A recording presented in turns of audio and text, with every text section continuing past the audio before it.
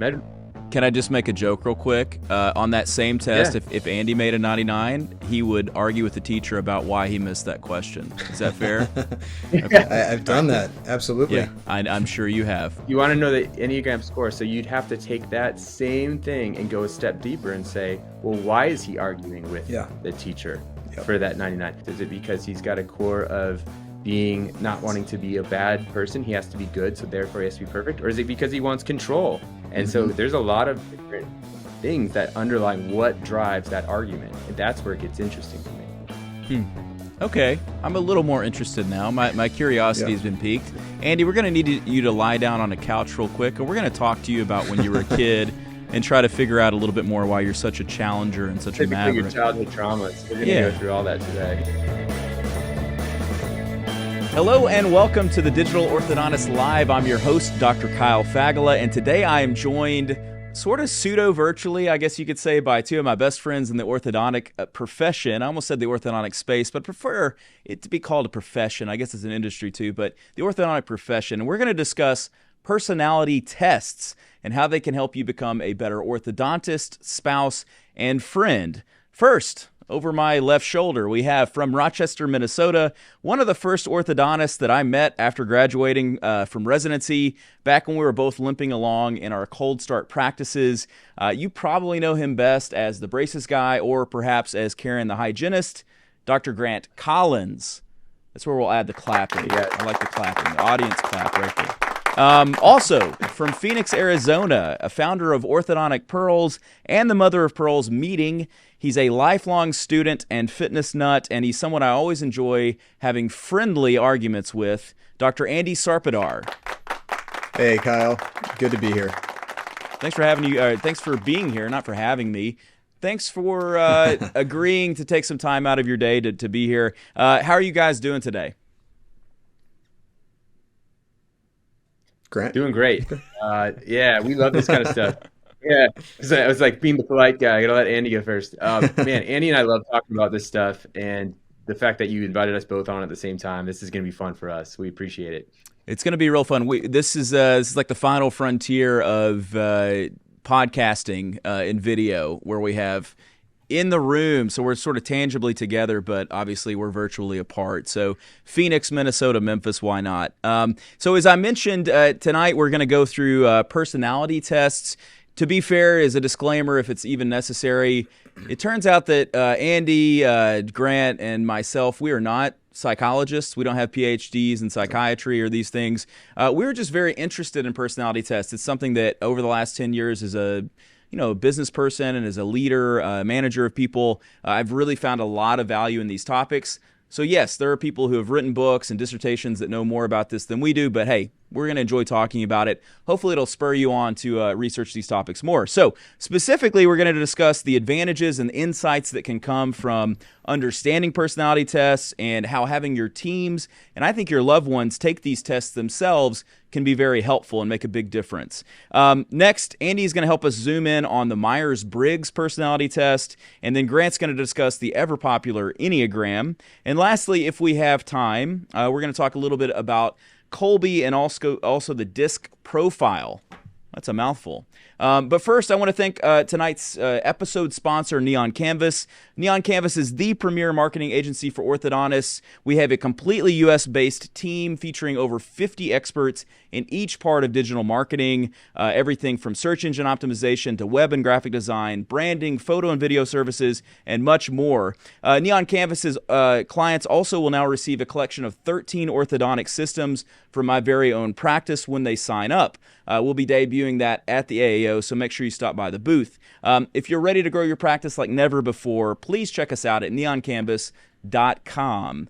All right, so personality tests. Let's talk a little bit about advantages and some insights. Grant, why don't you start with this? What's your background? What's your experience like with personality types? Tests. Yeah, so what about both? Yeah. Tests, all the above. We started with the Kolbe way back in the day, and that was just a great starting point just to understand how people process information. It's how we can just set people up for success. About 3 or 4 years into my career as an orthodontist, I saw my wife starting to get into the Enneagram and seeing some really cool changes in her life. And she said, you might check it out too. So I kind of went down that rabbit hole, and I've used this personality test not only to make our practice better and help get the best out of people and understand people, but also to kind of understand myself better too. So it's been awesome. Very cool. Andy, what about you? Well, I think my first experience with personality tests was Neil Kravitz's lecture at the first MKS. I think you were there. You were definitely there, Kyle. I think, Grant, I might have seen you at the second one. But he talked about how you always want to hire S personalities, and he goes through the DISC assessment and how he uses that both as a screening tool and then also as a placement tool. So I really went down the rabbit hole with MBTI, the Myers-Briggs Type Index. Just a year or two before COVID. At the time, I was partners with 6 other orthodontists for orthodontic pearls, and then the meeting that we were developing. And through our interactions, I started to become aware of patterns that kept repeating. And that made me very fascinated. I started drawing like diagrams as to like, if this guy says this guy's going to counter with this, and around and around we go. Then MBTI came across my radar. I learned so much about myself through reading that profile. I felt like I was seen. I felt like it was extremely accurate. And then as I started examining the interactions of my type with other types, a lot of those patterns started to become more defined for me. And it obviously applies to my practice, to my family, and it just became something I was fascinated with. So a lot of self-study since then. Yeah, it's great. Andy, do you use personality tests in your practice?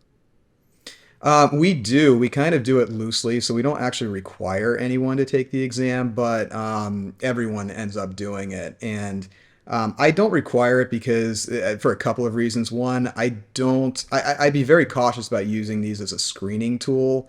I do find that it can limit your perceptions of people's potential, so I try actively to avoid that. But also it's deeply personal, and I don't force people to share that information. However, what I found is that just by making them aware of the test and aware of the fact that everyone around them has taken it and we're always discussing it, people are actually very enthusiastic about learning and then being a part of that discussion as well. So I do feel that we've struck a pretty good balance of using it for its intent, which is communication and empathy. So not an official requirement in our practice, but something that is very ingrained in our culture nonetheless. Yeah, I think it's actually, you can correct me if I'm wrong, but I think it might be illegal to use, or against policies, what I'm going to say, to use most personality tests for hiring screening. I believe it's the Kolbe Index that's the only one that's actually like legal. It's the best I understand. I think you can also use the Wonderlic if you would like, which incidentally is Kathy Kolbe's father, I think, did the Wonderlic, which is like the quarterbacks always take the Wonderlic exam. And if you've ever tried to take the Wonderlic, it's hard. Fun fact, the highest scoring quarterback in NFL history on the Wonderlic, does anyone know who that is? Ryan Fitzpatrick. No So kidding. yeah, Fitzmagic. He's a highly intelligent guy. I think he went to Harvard. I could be wrong. We'll edit that and dub over how I said Harvard if that's incorrect. So real quickly, Grant, do you use anything in your practice for this?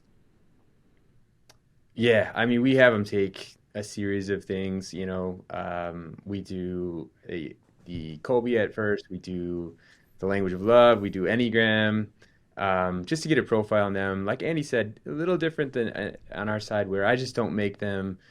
I don't force them to grow. I don't force them to look if they don't want to. But it does help me understand them, so I can be a better leader to them. Know how to set them up for success. How we recruit at our office is we find someone who matches our mission and purpose. That if that's an alignment, then I can build the position around who they are, but I have to understand who they are, what makes them tick, what their motivations are, and sadly kind of what triggers them too. And that helps me understand that. So I don't have to force them to use it or whatever. It's more for me. So, yeah, that's great. We've done different tests at different times for whatever it's worth. We've done Kolbe. I kind of find that it's like a good thing at an annual, kind of team planning meeting to like do a new personality test. And so we're working with Dino Watt as a consultant, and he had a totally different one. So there's a dozen or more out there that are popular. Language of love, my love language. I actually don't have a love language, so that's weird. So we'll get to that when we get to Myers-Briggs. I don't have enough feelings to have a love language. I'm kidding, of course. All right, so let's jump in if we can with the Myers-Briggs personality test. To be honest, probably it's my favorite of the ones. It's the one that I feel like makes the most sense to me and that I feel like is informative. At the same time, with any personality test, and I think we'd all agree with this, they're only so perfect. Myers-Briggs, divides people into 16 personality types. Clearly, there are more than 16 personality types. It's sort of like in orthodontics, class 1, class 2, class 3. Obviously, there's a lot of different types of bites and variations therein of, so class 2, I think when I did my thesis, there were like 8 different types that we sort of, split that off into, small maxilla, small mandible, and so on and so forth. Mm-hmm. So nothing is perfect, but I do think it's helpful. So just for a little bit of history, for anyone who's like curious, the father of personality tests, it's largely agreed to be Sigmund Freud. And so, of course, he believed that personality was composed of 3 components: the id, the ego, the superego, and so on. Personality tests really got their start, at least in the United States, around the time of World War I. They were trying to screen for whether soldiers would have shell shock or not. And around that same time, Catherine Briggs actually began her research into personality. And so she didn't end up getting around introducing Myers-Briggs until about the 50s, and then it became popular in the 1970s. And so that's sort of a quick background on that. And then, Andy, we're having you talk about Myers-Briggs because you gave one of my favorite lectures that I've seen, let's just say ever, and I'm not even blowing smoke. It was either you or it was on Myers-Briggs. Maybe it was both. I don't know, but it was excellent. And so I guess go ahead and walk us through the Myers-Briggs real quickly if you can. Absolutely. Well, I'm sure it was a subject material because I find this stuff absolutely fascinating as well. Myers-Briggs is based on the work of Carl Jung, and he was big into the main archetypes and cognitive functions. There's a layer of beneath this that involves cognitive functions. I'm not going to get too far into the weeds there because it does get confusing. And that's part of the reason why Catherine Briggs and her daughter, Isabel Briggs-Myers, developed the 16 personalities of their Myers-Briggs type index. It was to make Carl Jung's work a little more accessible to people. So at the heart of this, you mentioned 16 personalities. They're made up of a 4-letter combination in different orders. So that basically comes out to 16 possible permutations. The first letter is either going to be E or I, which stands for extrovert versus introvert. This has to do with where we draw our energy from and where our focus is. Are we more within or without? Next comes the intuitive versus the sensor. That's the N versus the S. So an intuitive, I like to think of them as a little more abstract. They're focused on making connections between objects and events, looking for the meaning behind it. Less focused on the tangible or organizing that information in a very structured way, the way that a sensor would be. Then next you have thinker versus feeler. And I like to think of this as how do you make decisions? So a thinker is going to make their decisions, their judgments very logically from a place of reason, sometimes disregarding their own feelings about things or definitely the feelings of others. Whereas a feeler, they're going to make their decisions based on what are my own internal values or what is going to cause the greatest harmony with those around me within my tribe. And you can see there's a subtle difference between those two. And then finally, the last letter, that's going to be either J or P. And a J, that stands for a judger. They're going to be a little more directed, a little bit more focused in their approach. They also tend to be a little bit tidier, cleaner, very organized and decisive. Whereas a P, they're going to be a little bit more open-ended, more freewheeling, more adaptable. You could think of these types. I like to think of them as open-minded as well. So between those 4 categories, between those 4 letters, you're going to get an interesting combination depending on where you land. Yeah, very well done. It's hard to summarize this stuff, and you did an excellent job. So I think it would be helpful for us to sort of share what ours are. And a lot of you watching I'm sure know what yours are. And if you don't, I would recommend going to 16personalities.com. That's numerically 16 and then personalities.com. It takes like 10 minutes. And it not only will give you what your Myers-Briggs is, but it will also then compare you to famous characters from books and from, the real world and history and so on, which I think helps make more sense of it. Also, if you're a huge fan of shows like The Office or, shows like that people have a lot of invested time into, every character has, people have voted and argued over this as to what their Myers-Briggs is. And so on The Office, I'm Oscar, for whatever that's worth. And so I'm an INTJ. And so I'm introverted, I'm intuitive, I'm definitely a thinker and not a feeler, and I am judgmental. And that is me to a T. And so in 16 Personalities, that is the type of an architect. And so someone who loves to plan things, that is like totally me. Grant, what are you? I'm an INFJ, and Andy has been very patient with me as I've gone through this test multiple times. He's been on the phone for me for hours just trying to narrow this down. But this one, I recently took it, and it really did feel right when I read through the description. And I'm actually super excited to jump on the phone with one of you two again and learn a little bit more about what that means from your perspectives too. In fairness, I guessed what you were, and I think that makes you an advocate is what it is. And so basically we had the same personality, and so for better or for worse. And that's the other thing I would say is that there's nothing innately bad about a personality. There are pros and cons to having these different sort of personality makeups. But you're basically the sweeter, more kinder INTJ. So your feelings forward. Tell me that. Right. Yeah. But Grant and I are very similar, like in the way that I think we are both very creative and love working on projects and doing those things on our own. I hated group projects. You may have preferred those. I hated them. And so a lot of this makes sense now on this side. I wish I could talk to my 13-year-old self and be like, it's okay that you are the way that you are. Okay. So Andy, So Andy, what are you? Yeah. So I'm an ENTP, and that one's known as the debater. So going with the Office analogs, I would be Jim from The Office. So just in the sense of sort of generally sarcastic, kind of like understanding the feel of everything, but then not necessarily always utilizing that in the best way. Sometimes I use it more as an agent of chaos or to sow disorder. What we do as ENTPs is fundamentally, we're also called the devil's advocate. We like to look for alternatives to what is happening. And then sometimes, somewhat passive aggressively, we will respond with jokes or sarcasm in such a way that sort of illustrates another perspective, another option, just because we like to mess with people. So that's it. I enjoy it. Some people find it annoying. I think it's kind of fun. But just to touch on what you guys noticed about you're off by that F and the T letter. You're INTJ and Grant is INFJ. That letter in your case has to do with how you influence those around you.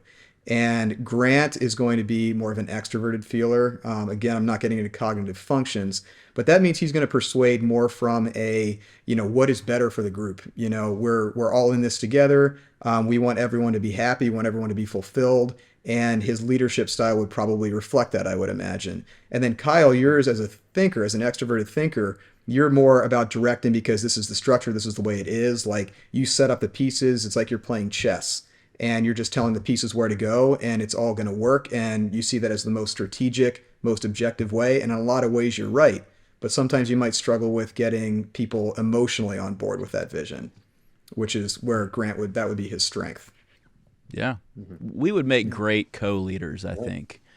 We would. We would hate to have to work with anyone else and have to share that, but we would be good at it, I think. So, So we could go into a lot more of this. I mean, 16 personalities is like a whole lot, and I feel like it would be almost repetitive to maybe go kind of one after another. And so I guess what I would just say in the interest of time is seek these things out. Take the test, find what your score is, find the people that it compares you to. I think you're getting like a little bit of a taste of, the differences that exist even between us. And then I guess we'll end with this question on Myers-Briggs is, how can this help orthodontists? I mean, this is the point of this podcast. I don't want this to just be us talking about some topic that feels tangential. I don't think it is. I think it's like very applicable. But how can this help you work better with your teams? And maybe some examples from that. Grant, you want to jump into that? Yeah. Are you talking about personality tests in general? No, let's talk Myers-Briggs, which you're probably the wrong one to ask because this is not yours. Andy. Yeah, I'd ask Andy. Yeah, let's ask Andy. You're going to phone a friend real quick. So, Andy. Yeah, I'm going to phone a friend immediately. Yeah. How can we use Myers-Briggs, Andy? Well, I think that at its heart, any personality test, including Myers-Briggs, for me is about developing empathy and communication skills. And as leaders, that is the foundation of everything that follows from there. So I think that you first develop a self-awareness. I think it was Aristotle. He said something to the effect of, I'm going to butcher this quote, but self-understanding is the key to wisdom, or the beginning of wisdom. And I think that first, it's important to use it to understand your own filters, to understand your own triggers and the way that you encode information. And then secondly, once you learn about some of the other personality types and how they interact with your own, you understand how some of the messages that you're encoding are being received maybe differently from what you're expecting. And then perhaps learn to tailor the message in the way that you want it to be received, as opposed to the way that you want to present it. So leadership, I think, is a huge one. Having your team on board with this, I think, is very powerful. It has gotten to the point sometimes where we're actually preemptively avoiding conflict because team members have started to recognize this is the way I respond when an event occurs or when someone speaks to me in this way, and recognizing the pattern and interrupting it before it causes some sort of dysfunction. A big part of that I always tell my team is when you're emotional about something, take a break. That's not the time to have the conversation. A lot of times we retreat to our corners. We reevaluate our own personalities, sometimes even going so far as to look at the other person's, and then come back to the table when we're a little bit calmer, and then we can face it rationally. So yeah, I would say self-awareness, communication, empathy, all those things are absolutely critical for teams, and that's what this provides. Yeah, I think in addition to teams, obviously, there's a huge component that is, for those of us who have spouses or significant others, like learning how to work with them and collaborate with them and be, obviously more productive. Productive is the wrong term, but again, I don't have a lot of feelings, so that's how I intuit how to say that. But it's how to be a better loved one, let's just say. And I think so. My wife is an ENFP, so we share in common only the intuitive nature, which is helpful. I think it's how we see the world is from more of an abstract or high level place. If I would have a hard time being married to a sensor, someone that uses their five senses to intuit the world, and a lot of people that they want their feet on the dirt, as it were. At least that's how I see it. They want to see it and smell it. I just want to think about it. Okay. And it's funny, when I plan a vacation, I often enjoy the planning of the vacation more than the vacation itself. That's like a total INTJ thing. How sad is that, right? So when they talk about how the world will be like a meta universe in the future, I'm like, that doesn't sound so bad, Anyway, and so I think learning though, so we have the N in common. She's an extrovert. I'm an introvert. As an introvert, I'm energized by being by myself, but I can play extrovert just fine. But when I'm at a meeting, and I know this is true of Grant, this is how I knew you're an introvert, like you will want to spend time in your room or eat by yourself or have this time to recharge, whereas Andy's going to be at the bar hanging out, smoking cigars like the whole weekend. And I can play that, but only to a point. And if I go all extroverted for a weekend, I'm just totally spent when I get home. And after work, it's the same way. Like I will talk to patients. I will be like the best version of myself. And then I go home and I have nothing left to give to those around me, which is a problem. So those are things you work on too. So, but with my wife, our biggest point of friction is in the latter two. And so it's that she is feelings forward, I'm logic forward, and also that interface between the J and the P where I'm very judgmental and she is more perceiving. And in that sense, I'm a little bit more structured and she's a little less structured. So she's a little more willing, like you said, to kind of be in the moment. And those are good qualities to have. It makes me more difficult to work with and deal with. And so Anyway, hopefully that's helpful to people. There's a lot more that could be said. Andy, thanks for bringing that to us. I think it's been very helpful for really my relationships, even more than with my team. Let's jump into the Kolbe if we can. And so like Grant, I got to start with Kolbe. It was actually, I think, through Dustin Burleson. He kind of introduced me to the Kolbe, and then we used that was a first test that we did with our teams, actually. And so I still recall what people's Kolbes are, and we'll get into that. But and then we'll do the Enneagram afterwards, which is Grant's baby. And so this is one of our bonus tests, so we won't spend a lot of time on this. But again, I want you to sort of see all the different variety of tests if you're not familiar with any of this, and then you can dive into the ones that sound most interesting. And so the Kolbe Index, it's an assessment tool that's used to measure an individual's natural way of getting things done. They call that conative as opposed to cognitive, or how you think through things. Conative is how you get things done, or how you do work, or how you approach a task. It looks at 4 key areas. The first is fact finder. The second is follow through. Third, quick start. And the fourth is implementer.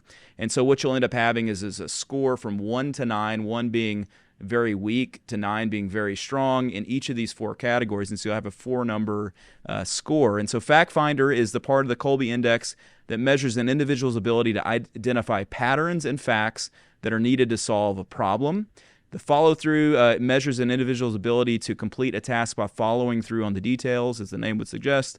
Quick starts can initiate tasks or projects quickly and get them rolling. And then an implementer is someone who can take action and implement the task or project to completion. And I know that's a little confusing, especially if you've never heard of it. And so let's start with what our scores are, and maybe that'll help.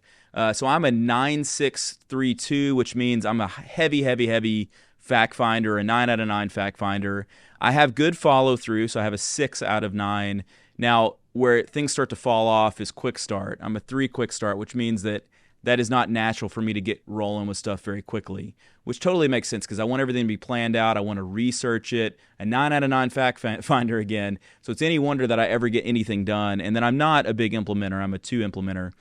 Grant, you're more balanced, which doesn't surprise me. You're a 7.643, so we have the same follow through. You're a little bit less of a fact finder. You have a healthier level of fact finder probably, with a little more quick start, and then you're not a great implementer either.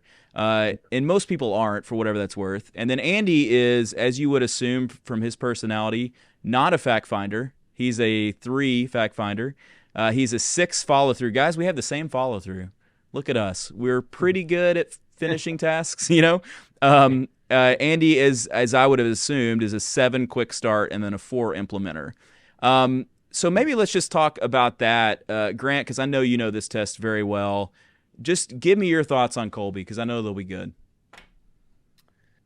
Yeah, I mean, we used it a ton to start, and it really helped me in just understanding when I was going to delegate tasks to someone, what to expect from them. I mean, if I was giving a very high quick start, something that needed some fact finder energy, man, it just wouldn't be what I expected back. And I think even I hired my first executive assistant that I hired was super high quick start, really low follow through, really low fact finder. And I'm like, holy cow, like nothing's getting done. I'm not getting reminded to do what I need to. Like things aren't getting researched. And that's really what I wanted. So I didn't take the time to really understand who she was before putting her to a position that really she hated. And so we moved her to something that resonated better with her. And I found someone that had a higher follow through and a higher fact finder that could help me on the back end. So to me, it just helps me understand how to delegate in a way that resonates with people. Yeah. So. See, I knew you'd have a good answer. So succinct and well thought out. Excellent. Andy, do you have a lot of experience with the Kolbe or not so much? So I have some, and again, Grant was the one who first introduced me to Kolbe several years ago. And so far we have not taken this with my team, although they are knocking on the door. They brought it up just again the other week. So that is on my very long list of things to implement. I am only a 4 on implementation, so we'll get there hopefully by the end of the year. But with Kolbe, my wife and I, Jenny's son, she took it as well. And for those of you who don't know, my wife's also an orthodontist. and we do practice together. So what we found is that we were exactly the opposite on both Kolbe and on Myers-Briggs. Enneagram's a little bit more interesting. When Grant gets to that, maybe we'll chat. But what we found is that because we're the opposite, we approach tasks from the opposite ends of the spectrum here. And what I recognize, you mentioned, I'm at the bar at all the events. My wife, she's either at home most of the time, or if she's there, she's usually in the hotel room. Might come out for a drink if I force her to, and then just go right back. So very, very opposite, but in what we recognize as complementary energies. Some of the things that were really invigorating to me, like going out with a dentist and meeting people and networking, are very draining for her. Whereas with my low fact finder, there were certain aspects of a startup practice that were mind numbing to me, and I would spend 10 minutes on a task and just be done for the day. And what I recognize is a lot of times Jenny would, in my opinion, pick up the slack on that. And I felt so guilty that I would try to reward her with, why don't you go to this meeting? Why don't you learn this stuff? And I'll stay home and I'll do all the tedious stuff. And she would never take me up on that. Once we did these exams, it made me recognize that was counterproductive. I need to keep her in that fact-finding role, and I need to continue to be out doing the extroverted thing. Because that's where we get the synergy and not necessarily the, equality. There's a difference between those two. Yeah, very well said. Yeah, my wife and I are very different, almost opposite with Myers-Briggs and basically opposite with Kolbe. And so she's a good quick start. And I'm a fact finder. And so I always use as an example, like if I were going to purchase socks on Amazon, that process for me would include researching multiple different types of socks, probably looking up at least like 3 or 4 top 10 lists, looking back through the socks that I had purchased in the past. For Anna, it's just, it's like hitting a slot machine to pick the socks. It's like whatever socks show up first, and then she's going with them. And so she may get the wrong size socks ordered, but she will have those socks a lot quicker than me. And so some tasks in life don't need the level of precision and research to get to the desired solution. Another thing I would say is that you sort of got at this, is that it's about energy. And so someone who is a high fact finder will be energized by a task that requires fact finding, whereas someone who has a high quick start would be exhausted by that. And so you could be setting people up for failure in your organization by giving them tasks or giving them positions that don't fuel that part of their cognitive abilities. So I think that's, from a managerial standpoint, that's why this is so helpful, is you may have the right people on your team or in your organization in the wrong positions. And so I think that's been very helpful. So, all right, that was the Kolbe, Kolbe. Go look it up. It's really great stuff. Enneagram. Grant, I know you've been just champing at the bit to get to this. And so I'll be honest with you. Of all the personality tests I've ever done, this is the one that just has not resonated with me. And I feel like it's been such a big deal over the last few years, especially in the Christian church, for what it's worth. Like, there's a lot of people that are like Enneagram coaches, whereas all the other ones make sense to me. I can't, like, I've taken the Enneagram after many years of refusing, and people tell me, oh, you're going to be a 1. Oh, you're definitely a 5. I'm an 8, and all this kind of stuff. Didn't make any sense to me, which I guess all this stuff doesn't until you take it. But it's never landed with me like the Myers-Briggs, let's say. So what is the Enneagram? What am I missing? Correct me here, sir, please. No, you're not missing anything. I think your experience is actually pretty common. Really? And I think there's different levels that you can go with the Enneagram. And I think you'll see, particularly in some of the, like you mentioned earlier, the Christian church or different religions that use it at a certain level. But it's actually, the Enneagram is pretty universal with all religions, I'd say, or just even on spiritual journeys. Okay. And it's pretty cool. You'll see it in even the Eastern religions. And a lot of it's based on, the growth is based on even things you'll see in Buddhism and just knowing self and understanding ego and shadow. So I think the reason why I would say, the Enneagram is inaccessible is it's not as simple as looking at just behaviors. And if you just try to map it on just behaviors, you're probably going to be led astray multiple times on what your number is, because there's a lot of overlapping behaviors among all the numbers. It is actually, so it's 9 personality types, and it's 9 ways of interacting with the world and seeing the world. Think of it as viewpoints of the world. And we all see the world differently. And what makes you unique in your number isn't just your behavior, like I said, it's the subconscious motivation and fear behind said behavior. And that is not something that's easy to put your finger on. So you can't just put in a test and expect it to be accurate right away. You can get it pretty narrowed down by looking at, I would even say, I used to say top 3, but I would say top 5 things I would look at and go read your numbers. The reason it's not easy to know right away is we latch onto a description, and there's going to be things in each one of the numbers you'll relate to and things you don't, and you make quick assumptions based on that. And you think, this has got to be my number because I read this and I relate to that, but that's not always true.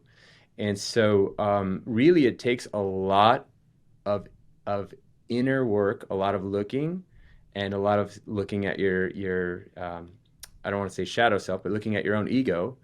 And then the subconscious, sometimes if you look for keys, I can tell you one hint is when you're reading through the numbers, you'll probably read one of them at one point that makes you cringe, that you don't want to be.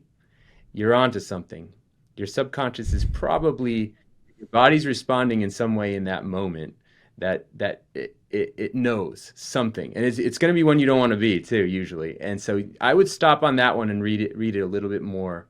But the whole process of discovering your number is a journey, I'd say, too. And there's some things I can share with what I think would be helpful with that, too. Okay. I am not fixed yet. So you're going to have to keep working to fix me here because even that explanation felt so intangible and superfluous to me. I know. I need to know my number to a confidence degree, and I need to reject the p-value here. So, but seriously, let's go ahead and go into the Enneagram category some. Help us understand some of that, if you can talk to us about that. Yeah, and I think that's, like you said, there's a way of thinking. You and Andy are both very objective thinkers. You're very, I need a tangible thing to be able to understand. That's why the Enneagram can be challenging. So 1 through 9, I can read them off here. 1's a reformer. It's the perfectionist. And let me just give you an example. I'm going to go through the numbers and I'll give you an example of why behaviors don't quite do this. But the reformer, 2, I'm going to read them off, is the helper. 3 is the achiever. 4 is an individualist. 5 is the investigator. 6 is called the loyalist or the loyal skeptic. 7 is the enthusiast. 8 is a challenger, and 9 is a peacemaker. Really, you kind of look at it like, let's look at the reformer. And this is an example of why behaviors may not always be the tell-all. So you look at someone who's a perfectionist or a performer, and they'll take a test, and they'll take an exam in school, and let's say they get 1 point off, they get a 99, and they're going to be like, oh my gosh, that really was hard for me. I didn't get a perfect score. It's because they're telling themselves if they're not perfect, they cannot be good. That's their core desire, is to be good. Whereas a 3 like me, who's an achiever, my core desire is to be successful. And I have to do that because if I'm not successful, if I fail, I have a deep sense of worthlessness. So I can get a 99. I'll actually be pretty okay with that if it's the best score in the class. But I won't be okay with it. Like, I'm okay with getting points off, right? But to me, it's a desire of failure. It's a desire to not fail. Otherwise, I have a deep sense of worthlessness. So it's that underlying it's the underlying motivation that's hard to grasp. And I think that's the intangible part that you probably struggle with because it's measurable. Can I just make a joke real quick? On that same test, if Andy made a 99, he would argue with the teacher about why he missed that question. Is that fair? Okay. I've done that. Absolutely. Yeah, I'm sure you have. But let's be honest, Andy, you were never getting a 99. I mean, come on, buddy. Come on. Always really, if you want to know the Enneagram score, so you'd have to take that same thing and go a step deeper and say, well, why is he arguing with the teacher for that 99? Is it because he has a core sense of worthlessness? Is it because he's got a core of not wanting to be a bad person? He has to be good, so therefore he has to be perfect? Or is it because he wants control and he wants to have power and he wants to, argue for the sake of not being controlled by others? And so there's a lot of different things that underlie what drives that argument. And that's where it gets interesting to me. Okay. I'm a little more interested now. My curiosity has been piqued. Andy, we're going to need you to lie down on a couch real quick, and we're going to talk to you about when you were a kid and try to figure out a little bit more why you're such a challenger and such a maverick. Your childhood traumas. We're going to go through all that today. Exactly. So Yeah, how much time we got? I can even break this. Go I ahead. can even break this down for you. Like if you look at it, like I mean this. I don't know if this is going to help you at all, but when we're kids, when we're children, at one point we are taught how to be. Yeah. Your personality gets created, your ego is created at that point, right? So we're usually taught this from our parents, we're taught this from society, but a lot of times it's familial units that teaches you. That's your ego. That becomes oftentimes what this way of viewing the world is.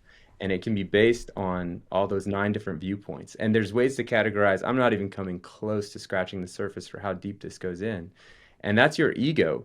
And really where I think the church and where I think some places really miss this is they get excited by, oh, I'm such a 9 or I'm such a 6. Look at who I am. And they box themselves into this category as if it's like a party game. Really, that's not what the Enneagram is designed to do. Is it's to show you the box you're already in so that you can free yourself from it.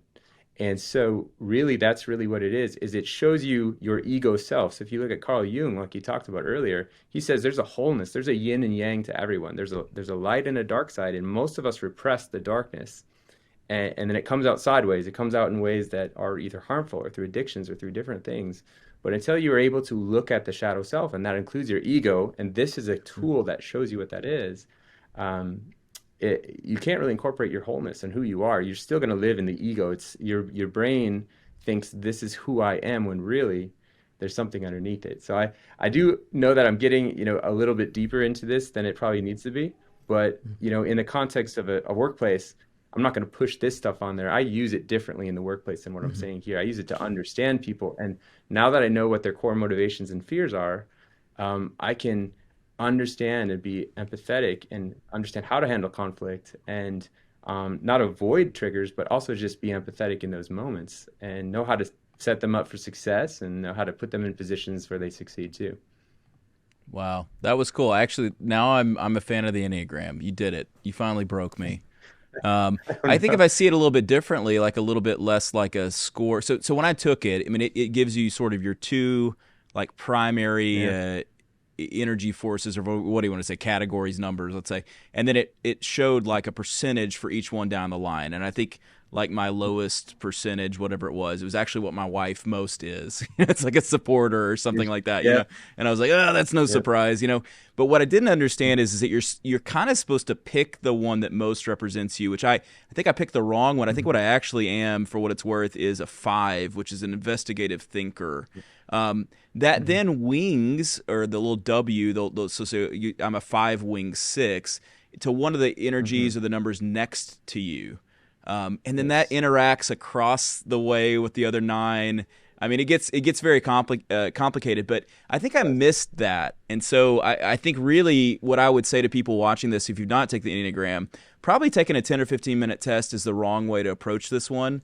It's probably better, as you've sort of alluded to read through it, maybe take a test to sort of understand the range that you're in or that you aren't in, and then read through them all, like you said, and sort of pick out some things. And maybe this is like the greater point of all this, is that, personality tests, it's easy to view them in a negative way, like, oh, there's negative things about INTJ. There's also ways to view it like that it's just such a positive thing, like this is the way that God made me and it's the best. And I don't know that either one is right. And I think also, just let's be honest, you talked about shadow self and shadows of different aspects. Like I have aspects of all the personality types at different times. Under stress, I act differently. The way I act around different groups may be different. The way that I actually see myself in my darkest moments is probably a little bit different. And so obviously the self, it turns out, is a pretty complicated thing. And so I think, studying these different things, looking at the different colorations of how people view personality is helpful.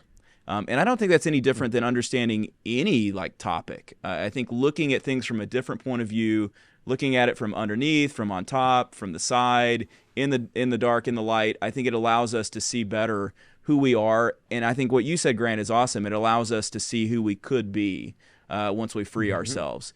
And so that should be the goal, is not to pigeonhole yourself or your teams, but to illuminate for them, here's where you are, where would you like to be? And, so I think there's endless potential with all types of personalities. except And I think the for Enneagram ISFPs, except for them. Those are the only ones. I'm kidding. My good what's friend JK interesting is an ISFP. I love you, JK. All right, go ahead, Grant. Sorry. I was going to say with the Enneagram, what you said there, here's who you are and here's what you could be. So from the context of an Enneagram, they would shift the language of that to be, here's who you think you are and here's who you really are. So that's one thing that, oh, sorry. Yeah. That's like the ego self is telling you this is who ego means I am, right? Your personality is who you think you are. And so underneath it, and the ego, we use this as something that says, hey, this is bad, but it's actually protected you for years. It's something that you've used and developed to create who you are. You'll see it all the way through, even our early professional careers. But until you start seeing, what it really is and understanding it and having a good relationship with it, even the bad things from it too, you'll see you are something different than what that is underneath. And I think that's the beauty of it. But that's the language of an Enneagram, I think, in that case, is how that would be a little bit different. Very cool. Okay, so we're going to leave the Enneagram. The train is headed out, and we're going to finish with a little bit of discussion on the DISC profile. You mentioned this, Andy, but Neil Kravitz does an excellent lecture on this. He even talks about the car types that go with the different parts of the DISC profile, which is really funny. So catch that lecture if you can. Neil always does a great job, but I really like that lecture he gives. It's one of the older personality tests. I think it's actually the first one that I learned. I think somewhere in like elementary or middle school, we took the DISC profile. I actually took it during some marriage like therapy or marriage conference stuff recently. And I guess I would say I think it's probably the simplest. And I could be wrong in that, but I think on some levels it's maybe the simplest. And in that sense, it's probably the least accurate. I don't know that the science on it and the statistics on it really like line up quite as well as some of the other ones.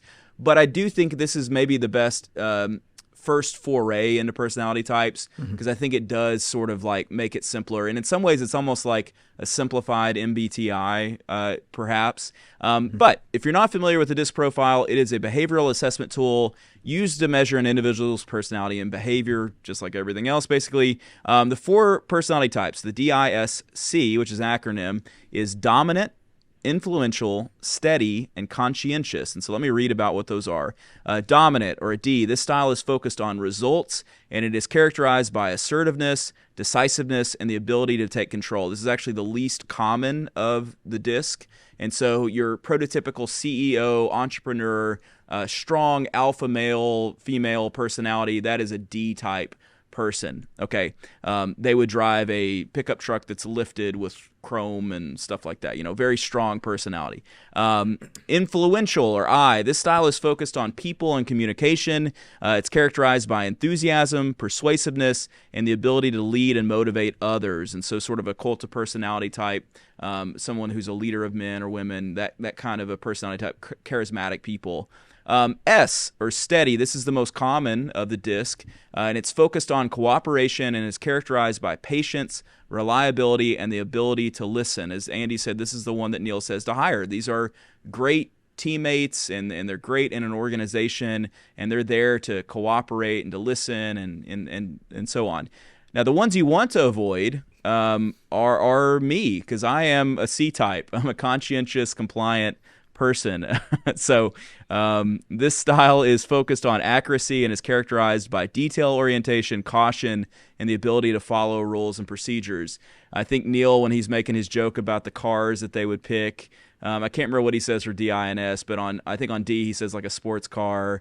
S is like a minivan. I can't remember what he says on I, but C, he says they haven't bought a car because they still haven't decided what car to get, which is hilarious because that is totally me. And so a C type, I think, also lines up pretty well with a fact finder from Kolbe for whatever it's worth. And so for what it's worth, I'm a C, but I become dominant under stress, which is another interesting thing about DISC profile is there's different variations on how you see yourself, how you actually are, and then how you are when kind of put on the spot. And so when I'm put in a leadership position, I become more dominant, let's say. So Grant, do you know your DISC? I actually don't. You guys could probably guess for me. You guessed my MBTI. You could probably get mine right for this one too. Well, you're an S or an I. My wife is an S and an I. I would think you're probably an I, more and a little bit of an S. That would be my guess as well. Andy, we all know what you are, but go ahead and just tell us if you don't mind.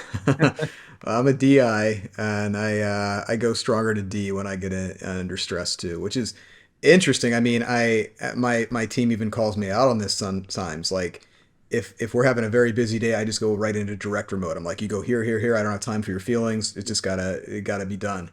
And but yeah, my more natural when I'm relaxed is more just kind of easy going and more, let's have some fun while we do this. And yeah, so definitely DI, which fits perfectly with my Enneagram, which is 8 wing 7. So 8 is basically the prototypical D.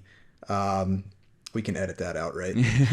No, D for diva. We're keeping that. I mean, diva, that's the what jokes I was thinking. the jokes write themselves when you're a DI. I mean, there's 2 more letters that go in that. Yeah. But yeah, we get it. Yeah, and then of course 7 is basically that I personality. Just constantly out there, enthusiastic, outgoing. So yeah, my disc, you could superimpose it over my Enneagram, and it would be right there. Yeah, that's cool. And there is where we'll end a lot of these discussions on personality types, is that there is a lot of crossover, and I do think it's synergistic in the sense that the more of these you take and you research and you understand, the better you get a view of your own self. And so instead of just a one-dimensional version of yourself or two-dimensional, you take more and more tests and you start to see yourself in the different ways that you are. And so let's end with this, big picture-wise, because for some people, I think those who know these tests, there's been some familiarity along the way. For others, this may be just like, man, I'm like super confused. I don't know. I hope that we scratch the surface enough that you are interested and that you can seek out other information. But what's the big picture with personality tests? And I guess really, like, to the main point, how can this help us be better leaders, better husbands, better friends, and so on? I'm going to go with Andy. Andy, what do you got? Cool. Well, I think, like I said, in the workplace, I think this is a valuable tool for introspection, understanding how you project yourself, and learning to be to encode your messages better.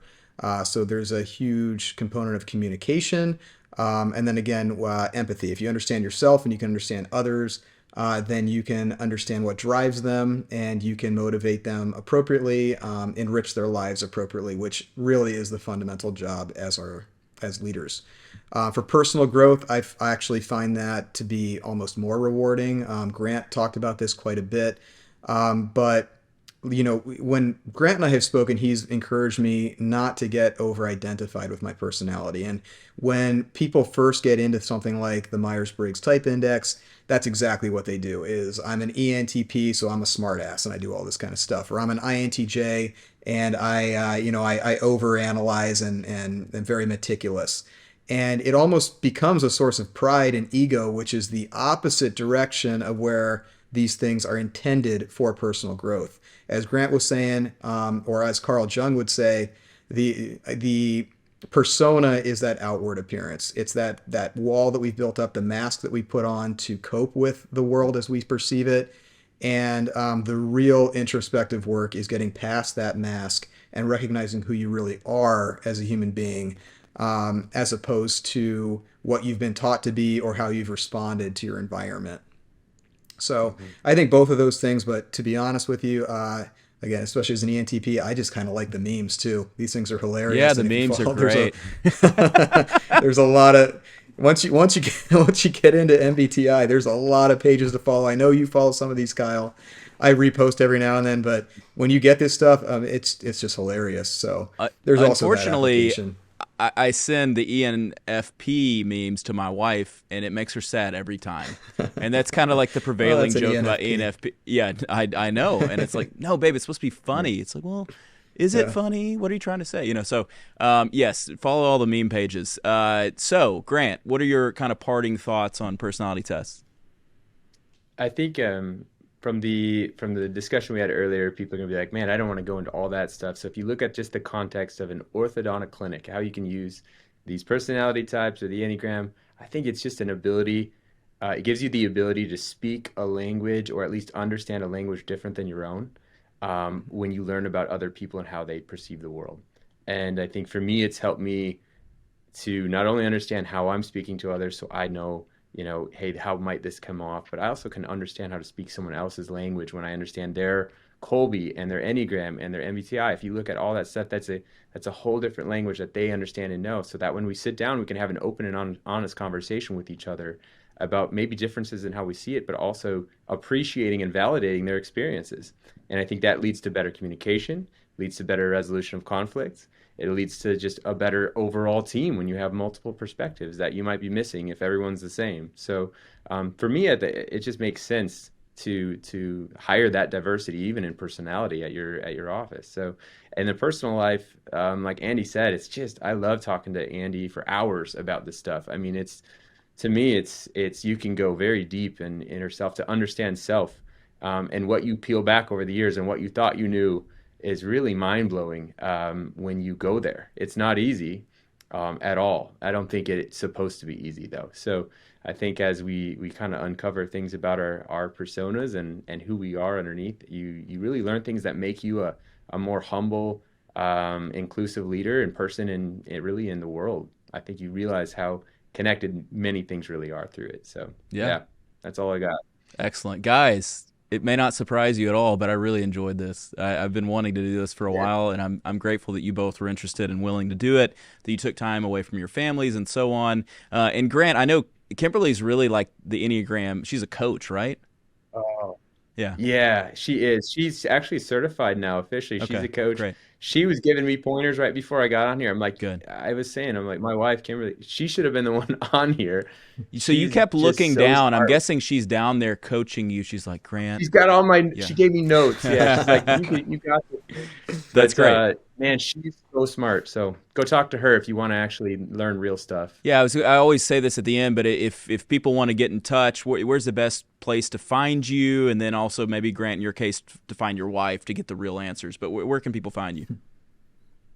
Yeah, I would say Kimberly is the best place for us. Like, she's the expert. She wants to do this stuff. She enjoys it. She's been doing coaching. So Kimberly at RochesterOrthodontics.com. She can help you with typing, which is really hard and stressful for most people. She can get on a Zoom call with you and tease some of that out. Says the introvert. I asked how to reach him, and he's like, you're not going to want to reach me because I don't want that. That's wonderful. Okay, so Kimberly at RochesterOrthodontics.com, right? Andy, what about you, man? She's a good one. Just find me at the nearest bar smoking a cigar and having a cocktail. So Facebook Messenger works great. Instagram Messenger. If anyone wants to email me, my email is andy.sarpotdar@gmail.com. How many unread emails do you have, Andy? How many unread emails? It would stress you out. No. I've tried your productivity tools, and I'm too much of a P, man. I'm just like, what if I want to respond to that later, And I have zero. I have zero unread emails. So a conversation for another day. So guys, seriously, this was awesome. Are y'all speaking or doing any events coming up? Is there anything that people want to be aware of? Grant? Yeah, I mean, I'll be at Mother of Pearls in the fall. I'll be speaking a little bit, kind of touching on some of the Enneagram stuff, but a lot of it is, leadership, Enneagram, just growth as a team, just my journey in general, just kind of where I'm at in my professional life, and go from there. But I'll be joining you guys as well. Yeah, I think Relapse too, so I'm excited to do those. Yeah, there's a surprise at the AAO. I'm also going to try to wrangle you into the Orthodontic Awards, but we'll see. Andy, you got anything going on coming up?